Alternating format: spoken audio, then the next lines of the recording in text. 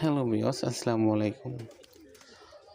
আজকে দীর্ঘ 4 দিন পরে কবুতর ঘরে আসলাম। তো আমার এই কবুতর জোড়া ডিম দিছে।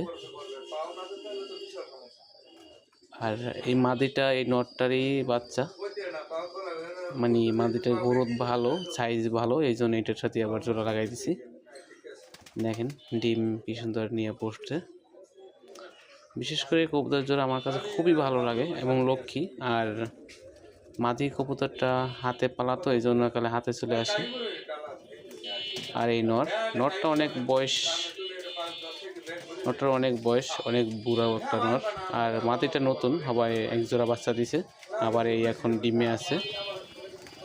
আর নটটা জুটিওয়ালা, আর নিচেই এক জোড়া আছে। এটাও ওই জুটিটার বাচ্চা, এটাও এক জোড়া বাচ্চা করছে। আর এই মাদিটা নতুন আইনা দিছি, মাদিটা একটু ফাটা, তারপরও আইনা দিয়েছি যে মোটামুটি কথা যে জোড়াটা থাক, পরবর্তীতে বাচ্চা বের হলে এটার সাথে জোড়া দিব না।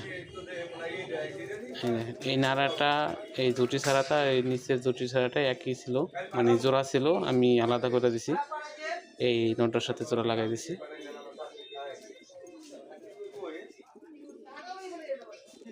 আসলে বিশেষ করে মাদিটা একটু খাবার নষ্ট করতে চায় বেশি। দেখছেন খাবারগুলো সব মুখ দিয়ে ফালাই দেয়। ওই যে ডিম, দুটা ডিমই আর কি জমছে, কালো হয়ে গেছে। বিশেষ করে নটটাও অনেক লক্ষ্মী একটা নট, ডিম বাচ্চা মিস হয় না। সবাইকে অসংখ্য ধন্যবাদ। সবাই আমার চ্যানেলটা সাবস্ক্রাইব করে দিবেন। ধন্যবাদ সবাইকে।